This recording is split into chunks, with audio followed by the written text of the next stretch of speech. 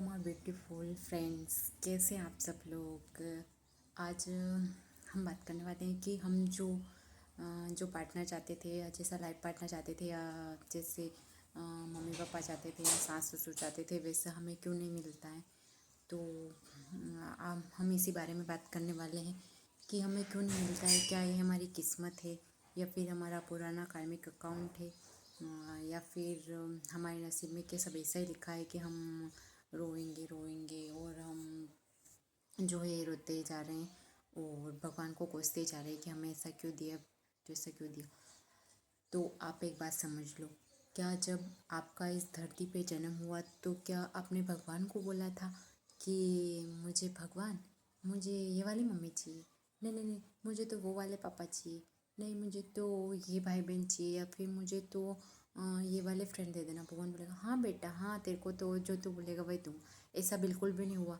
जब आप पैदा हुए तब आपको पता ही नहीं था कि आपका कौन क्या लगता है। उसके बाद आपको पता चला कि हाँ ये मम्मी है, ये पापा है, ये भाई हैं, ये बहन है, ये फ्रेंड है। धीरे धीरे जो जो बड़े होते, जो सब रिश्तेदार को जानते पहचानते, फ्रेंड्स बनते, वैसे उसी प्रकार हमारा पार्टनर भी हमारे लिए होता है कि भगवान ही डिसाइड करते हैं या फिर यूनिवर्स ही डिसाइड करता है। यूनिवर्स ने पहले से ली, मैं बोलती हूँ ना, पहले से सब कुछ तय है, पहले से सब कुछ बना रखा है आपके लिए।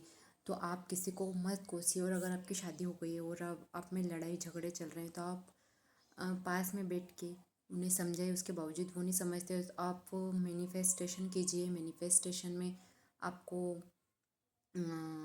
रोज़ वो जो पॉजिटिव रहना है और अपने दिमाग को शांत रखना है और वो लाइन बोलनी है जैसा आप अपने पार्टनर में चाहते हैं। नहीं मेरा पार्टनर बहुत अच्छा है, वो मेरे साथ बहुत अच्छे से रहता है, वैसे करके आपको उसे करना है।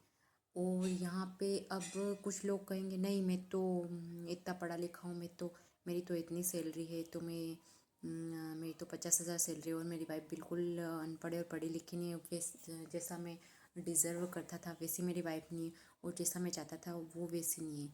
तो यहाँ पे मैं आपको बता दूँ वो वैसी ही है जो आपके प्रारब्ध में लिखी थी या फिर आपके नसीब में लिखी थी। क्योंकि आपने ही कहीं ना कहीं कुछ ऐसे कर्म किए होंगे कि आपको वो मिली और वो आपसे लड़ाई करती है, झगड़ा करती है, या फिर वाइफ है तो वाइफ को हस्बैंड ऐसे मिले। वो आपके कहीं ना कहीं आपके कार्मिक अकाउंट है। आप अच्छा करते हैं तो कभी नहीं भूलते, लेकिन आप बुरा करते हैं तो बहुत जल्दी भूल जाते हैं। हाँ आपने किसी का दिल दुखाया, हो सकता है आपने कभी को किसी को ऐसी बात बोल दी हो जिससे उसका दिल बहुत दुखा हो। जैसे कोई पैर से लंगड़ाता है तो आपने उसे बोल दिया क्या हुआ यार, पैर से चल नहीं सकते क्या। तो अंदर ही अंदर उस इंसान को कितना दर्द होगा वो वही जान सकता है कि वो चल नहीं सकता। वो भगवान से दिन रात यही दुआ मांगता है, काश कि भगवान मुझे कुछ नहीं देते, मैं सिर्फ चल पाता। बहुत से लोग के हाथ पाँव में कुछ फ्रैक्चर हो जाता है, कुछ हो जाता है, वो ऐसे ही प्रेयर करते हैं भगवान से। लेकिन हमारे पास सब कुछ होता है फिर भी हम भगवान को कोसते कि मुझे ऐसा पार्टनर क्यों दिया। तो वो आप समझ लो कि हाँ अब लड़ाई झगड़ा तो चल ही रहा है और आंसू भी आए रहे हैं, तो अब समझ लो कि हाँ ये मेरा ही कुछ कार्मिक अकाउंट है। तो आप एक्सेप्ट करिए कि हाँ मेरा ही कार्मिक अकाउंट है और आप जितना हो सके भगवान का नाम जप करिए, भगवान का नाम लीजिए। भगवान का नाम लेने से आपके जो पुराने कुछ आपसे कुछ हुआ है तो वो कट जाएंगे, पाप हुए हैं या फिर कुछ गलती हुए हैं तो वो भगवान काट देगा। जैसे आपको कुछ बड़ा आपके ऊपर पहाड़ गिरना होगा तो छोटा सा पत्थर गिर जाएगा और आपके छोटे से पत्थर की लग जाएगी और आपके पुराने कार्मिक अकाउंट सारे कट जाएंगे। यहाँ पे कुछ लड़कियाँ भी बोलेंगी कि नहीं मैं तो ऐसा हस्बैंड डिज़र्व करती थी, वो तो वैसे रहते ही नहीं ना, मुझे घुमाने फिराने ले जाते हैं, वो बिल्कुल भी रोमांटिक नहीं और जैसा मैं चाहती थी वो वैसे बिल्कुल भी नहीं। तो बहुत से केस में क्या होता है कि लड़ाई झगड़े हो जाते, यहाँ तक कि रिश्ते तक टूट जाते। लेकिन मैं आपको बता दूँ आपको रिश्ता नहीं तोड़ना है, क्योंकि आप जहाँ जाओगे आपको वैसे लोग मिलेंगे। हो सकता है आप भी अपने पार्टनर से झगड़ा कर रहे हो और आपको कोई दूर वाला हो वो अच्छा लग रहा हो, लेकिन बोलते हैं ना कि दूर के ढोल सुहावने होते थे। आप याद करो जब आपकी नई नई शादी हुई थी या फिर आपकी इंगेज हुई थी तब आप अच्छे अच्छे से बातें करते थे और उस टाइम आपको कितना अच्छा लगता था। लेकिन धीरे धीरे जिसके साथ हम रहने लग जाते हैं उसके साथ छोटी मोटी लड़ाइयाँ होती है और फिर होती है। अब यहाँ पे कुछ ये भी बोलेंगे कि नहीं हमने तो क्या आप बोल रहे हो कि आप पहले से डिसाइड होता है तो हमने तो लव मैरिज कर रखी है तो हमारा पार्टनर तो हमने खुद चूज़ किया। नो नो, ये गलती बिल्कुल भी मत करना। ये गलती बिल्कुल मत सोचना कि मैंने डिसाइड किया, वो भी यूनिवर्स ने आपको उससे मिलाया है कि आपको कब कहाँ मिलना है, कैसे बातें करना है। जैसे आपने यूनिवर्स ने उनसे आपको अट्रैक्ट किया, आप धीरे धीरे आप में बातें होते गई और आपने लव मैरिज कर ली। वो आप यूँ नहीं बोल सकते कि मैंने मिला, हम मिले थे और भगवान ने कहाँ से मिला दिया, हमने तो खुद चूज़ किया था हमारी मर्ज़ी से कैसा हो। वो भी है, उसके साथ भी अब आपके झगड़े होंगे और फिर होंगे, क्योंकि मैं खुद बता सकती हूँ, मेरे भी छोटे मोटे चलते रहते। मैं खुद अपना एक्सपीरियंस बताती हूँ कि जब मेरी सगाई हुई, 2 महीने में सगाई हुई और शादी भी फिक्स हो गई, तो मैंने भगवान जी, हमारे गांव में एक मंदिर है बालाजी का, वहाँ पे जाके मैंने प्रेयर की, भगवान जी प्लीज़ मेरी ये सगाई ना हो, क्योंकि ना तो मैं लड़के को अच्छे से जानती हूँ, ना पता नहीं कैसा होगा। और मैं जैसा कि मैं अपनी पढ़ाई कंटिन्यू कर रही थी, फाइनल ईयर में थी शायद, तो मैं बोलती थी कि और मैं कंपटीशन के साथ साथ तैयारी कर रही थी, तो मैं सोचती थी क्या पता मेरे ससुराल वाले कैसे होंगे, मुझे तैयारी करने देंगे कि नहीं करने देंगे, या फिर मेरे हस्बैंड कैसे होंगे, पता नहीं मेरे साथ कैसे कदम से कदम मिला के चले। मैंने वहाँ पे बहुत प्रे की, भगवान मैं आपको ये चढ़ाऊँगी वो चढ़ाऊँगी, लेकिन क्या हुआ कि धीरे धीरे 2 महीने कब निकले पता नहीं चल रहा। और जैसे मेरी शादी भी फिक्स हो गई और शादी हो भी गई, मैं यहाँ पे आ गई और मैं किसी उनसे अच्छे से ना तो बात करती थी ना बोलती थी, लेकिन वो मुझे बहुत अच्छे से रखते थे और बहुत अच्छा रखते थे। और हमारी भी लड़ाई हुई है, झगड़ा हुआ है, लेकिन उसके बावजूद भी हमारा रिश्ता बहुत अच्छा है। और अब जाके मुझे कहीं ना कहीं एहसास होता है कि भगवान जी, आपने मेरे लिए जो भी पार्टनर किया वो बहुत अच्छा है, और आपने मेरे लिए जो सोचा है वो बहुत ही ज़्यादा अच्छा है। और मैं भगवान जी को इतना थैंक यू करती हूँ कि थैंक यू सो मच भगवान जी, आपने मुझे उनसे मिलाया और उनको मेरी लाइफ में भेजा। यहाँ तक कि पूरी फैमिली बहुत मस्त है मेरी। और उसके बाद क्या होता है कि हमारे बीच में हमारा झगड़ा भी होता है। मैं उन पे कहीं ना कहीं मतलब उनको ऐसा लगता था कि मतलब पहले वो मेरे से बहुत सारा प्यार से बात करते थे, फिर बाद में मैं उनसे नहीं करती थी। नहीं मतलब पहले वो मुझे बहुत अच्छे से रखते थे, फिर बाद में मतलब वो धीरे धीरे सोचने लगे नहीं यार, ये तो मेरी बातें नहीं सुनती है और मेरी तरफ ध्यान नहीं देते, तो उनका क्या हुआ कि थोड़ा कम हो गया। और फिर भी धीरे धीरे मुझे उनसे लगा हो गया। ऐसा होता है, हर रिलेशनशिप में ऐसा होता है, धीरे धीरे मुझे लगा हो गया। तो मैं जब भी अपने गाँव जाती थी तो मुझे लगता था नहीं यार, ये बातें नहीं करते मेरे से और मेरे को कॉल ही नहीं करते। वो करते थे लेकिन एक बार करते थे, मैं सोचती थी यार पहले तो इतनी करते थे, अब क्यों नहीं करते। वो सोचते थे कि यार ये तो मुझे कुछ ऐसा मान ही रही, मेरे से प्यार ही नहीं कर रही, हो सकता है ऐसे मैं ना पसंद हो फिर भी इसकी शादी हो गई, ऐसा सोच के वो मेरे को मतलब इग्नोर किया करते थे बाद में। बाकी उन्होंने 4-5 मंथ तक 6 मंथ तक बहुत अच्छा रखा। फिर क्या हुआ कि मैं सोचती थी कि यार पहले तो इतनी कॉल करते थे, वो करते थे, अब क्यों नहीं करते। फिर हुआ यूँ कि मैं उनका मोबाइल चेक करने लगी, जब भी मैं आती थी तो चेक करने लगी और देखने लगी, तो कहीं ना कुछ पुराना रिलेशनशिप होता है, जैसे कोई फ्रेंड सर्कल होता है तो उसमें कुछ मिल जाता था, या फिर वो किसी से बात भी करते थे तो उनके पुराने मैसेज पढ़ते थे, तो मैंने उन पर शक पे शक किया। तो फिर मुझसे रोज़ डेली बोलती थी नहीं आप तो किसी से बात करते हो, आप तो वो बोलते नहीं मैं किसी से नहीं करता हूँ, मैं पहले करता था लेकिन अब मैं किसी से, तेरे आने के बाद मैं किसी से नहीं करता। वो अपनी जगह मतलब वो करते हो नहीं भी करते, लेकिन मैंने गलती करी कि मेरे को शक नहीं करना था, क्योंकि शक क्या होता है ना कि बहुत अच्छे रिश्ते को भी ख़राब कर देता है। वैसे भी मैं आप मेरे एक्सपीरियंस से एक बात बता सकती हूँ, जो आपका है वो आपका ही रहेगा, चाहे आप किसी भी हालत में हो, आप किसी भी सिचुएशन में हो, वो आपके साथ ही रहेगा। और आप उसके सामने ऐसा तो नहीं है कि जैसे बहुत सारे लोग होते हैं कि अपने पुराने पार्टनर से बात करते हैं, मतलब अन्य साथ में जो पार्टनर रहता है उसको बोलते हैं ये तो अच्छी नहीं रहती, तैयार होकर नहीं रहती, और किसी सामने वाले की डिप पे देखते हैं, उसको किसी इवेंट पे देखते हैं, किसी फंक्शन पे देखते हैं, तो वो हमेशा तैयार होकर मिलती है। तो ऐसा तो नहीं है कि मतलब आपकी वाइफ 24 घंटे आपके सामने तैयार होकर घूमेगी, ऐसा बिल्कुल पॉसिबल नहीं। कभी कभी ऐसा भी हो सकता है उसको बहुत सारे काम करने पड़ते हो, घर की बहुत सारी रिस्पॉन्सिबिलिटी होती है, क्योंकि मैं खुद काम करती हूँ, तो वो आपके सामने 24 घंटे तैयार होकर तो नहीं रहेगी। लेकिन वो जो सामने वाली आपको लगेगा कि नहीं ये तो बहुत सुंदर है और बहुत अच्छी है और ये इससे ज़्यादा अच्छी दिखती है, लेकिन आपकी जब उसके साथ रहोगे, उसके साथ आपकी शादी होगी, तो वो भी आपको वैसी लगने लग जाएगी जैसे कि आपकी वाइफ लगती है। मैं बोल रही हूँ ना, दूर के दूर सुहाने होते हैं। यदि आप बात भी कर रहे हो आप उस किसी से और आप बोलते हो नहीं मेरा तो अपनी वाइफ के साथ डिवोर्स हो जाए, मुझे तो वो वाली अच्छी लगती है, ये वाली अच्छी लगती है, आप मेरी बात याद रख लो। आप उसके साथ थोड़े ही दिन रहोगे और आपकी उसकी आदतें पता चल जाए, उसकी हरकतें पता, जैसे कि आप अपनी वाइफ के साथ रहते हो तो उसको आपको पता है कि वो कैसी है। आप कहीं देर से आओगे तो आपको पूछेगी भी सही इतनी देर कहाँ हो गई, कि डांटेगी भी सही, कुछ गलती करोगी, और सामने वाला क्या बोलेगा नहीं बहुत अच्छे लग रहे हो, बहुत स्मार्ट लग रहे हो, और हाँ आप तो बहुत अच्छे हो और आपको तो करना चाहिए, वो तो ऐसे ही बोलेगा ना, क्योंकि वो आपसे दूर है। जब वो आपके पास आ जाएगा तो वो भी आपको उसी प्रकार बोलेगा। वैसे आप उसके साथ रहने लग जाओगे तो सब कुछ वैसा ही हो जाएगा जैसा कि पुराना पार्टनर के साथ। इसीलिए जो है उससे एक्सेप्ट करो और उसके साथ कदम से कदम मिलाकर चलो और समझो अपनी वाइफ को, और वाइफ है तो हस्बैंड को समझो, उनकी आदतें एक्सेप्ट करो। धीरे धीरे जब साल 2 साल 3 साल 4 साल 5 साल आप साथ रहने लग जाओगे तो आपको एक दूसरे से प्यार भी हो जाएगा और आपके साथ सारी आपकी आदतें भी मैच हो जाएगी। हस्बैंड ने कभी वाइफ ने पैसे मांगे ना भी दिए तो उसे नकार दो, क्योंकि मैं भी शुरू शुरू में उनसे बात मांगती थी तो बोलते कहाँ चाहिए, क्यों चाहिए, कैसे चाहिए। फिर मैंने धीरे धीरे मतलब सब बंद कर दिया और सब सोचना बंद कर दिया। तो फिर हाँ, मैं मेरी स्टोरी बता रही थी क्या हुआ था कि फिर मैं उनका मोबाइल चेक करने लगी, शक करने लगी। तो फिर क्या हुआ, हमारी लड़ाई हुई तो मैं 2 मंथ अपने गाँव ही रही और यहाँ नहीं आई हूँ। मेरे से इतना ख़तरनाक झगड़ा हुआ। फिर मैंने भगवान जी पे विश्वास किया, उनके व्रत किए, उनके प्रेयर की।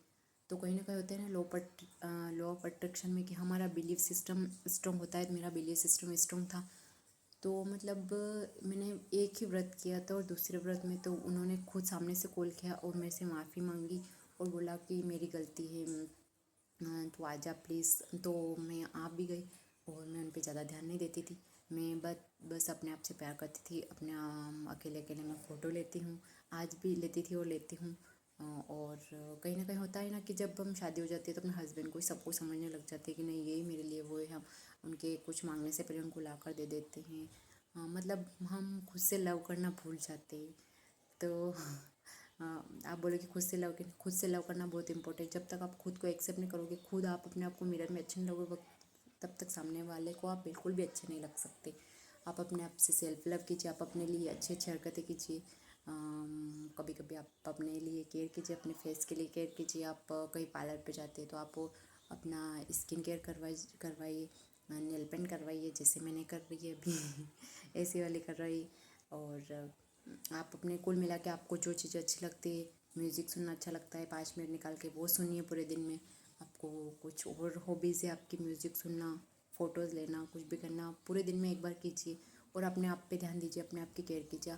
आप उनकी भी कीजिए, मैं ऐसा नहीं बोल रही हूँ, लेकिन आप अपनी कीजिए तो आप देखेंगे कि वो धीरे धीरे आपकी तरफ आ जाएंगे। आप उनको बिल्कुल भी ध्यान नहीं देना है और आप सोचेंगे कि और आप देखेंगे कि आपके साथ वही हो रहा है जो आप चाहते हैं। हमारा झगड़ा हो गया तब मैंने लॉ ऑफ अट्रैक्शन का एक भी वीडियो नहीं दिखा था, बस मैंने भगवान की पूजा पाठ की थी धीरे धीरे मेरी लाइफ में। उसके बाद मैं ससुराल आ गई, उसके बाद में लॉ आया तो मैंने लॉ लगाना शुरू कर दिया और फिर मैं जो चाहती थी वो हो गया। अब आज हालत ये है कि मैं कुछ भी नहीं मांगती, वो सामने से सब कुछ दे देते मेरे को। इनफैक्ट कभी कभी मुझे पैसे चाहिए होते, मैं उनसे बोलती हूँ कि मेरे को 10 रुपये दे दो तो वो मेरे को 50 रुपये दे के जाते। मैं उनको बोलती हूँ मेरे को 50 रुपये दे दो तो मेरे को 100 दे के जाते। मैं 500 मांगती हूँ तो 1000 मिलते हैं, 1000 मांगती हूँ तो 2000 मिलते। और इनफैक्ट वो मेरे अकाउंट में भी कभी कभी मेरे को बिना बताए ट्रांसफ़र कर देते हैं। मैं उनको बोलती हूँ नहीं, इससे ही मेरे को शौक लग रहा था तो मैंने कर दिया। और करना भी चाहिए क्योंकि आपको वाइफ को आप अच्छा रखते हो, उसको खुश रखते हो, उसके आंसू नहीं आते और बाहर वाली से आप अच्छे से बातें करते हो तो कहीं ना कहीं आपके पास लौट कर आएगा कि आपने उनसे अच्छे से बात की। बाद में आपका एक ऐसा दिन आएगा जो आपको करना पड़ेगा और आपको आपकी वाइफ को बिना मांगे पैसे देने चाहिए। हालांकि वो नहीं भी मांगती तो भी दे देने चाहिए क्योंकि इससे आपका शुक्र ग्रह स्ट्रॉन्ग होता है और आपके मतलब पैसे के रास्ते खुलते। न जाने कहीं से भी कुछ भी ऐसा योग बन जाएगा कि आपके जॉब नहीं लग रही है तो वो लग जाएगी, या फिर जॉब करते हैं तो आपकी सैलरी बढ़ जाएगी। कुछ भी ऐसा हो जाएगा जिससे कि मतलब आपके इनकम के सारे रास्ते खुल जाएंगे, ऐसा हो जाएगा। तो आपको क्या करना है कि अच्छे से रहना है और उनसे अच्छे से बात करनी है और उनको समझना है। और आप चाहते हैं कि नहीं हम तो लॉ लगाना चाहते हैं, हमारा तो बिल्कुल भी रिश्ता नहीं सुधर रहा है तो लॉ लगाइए।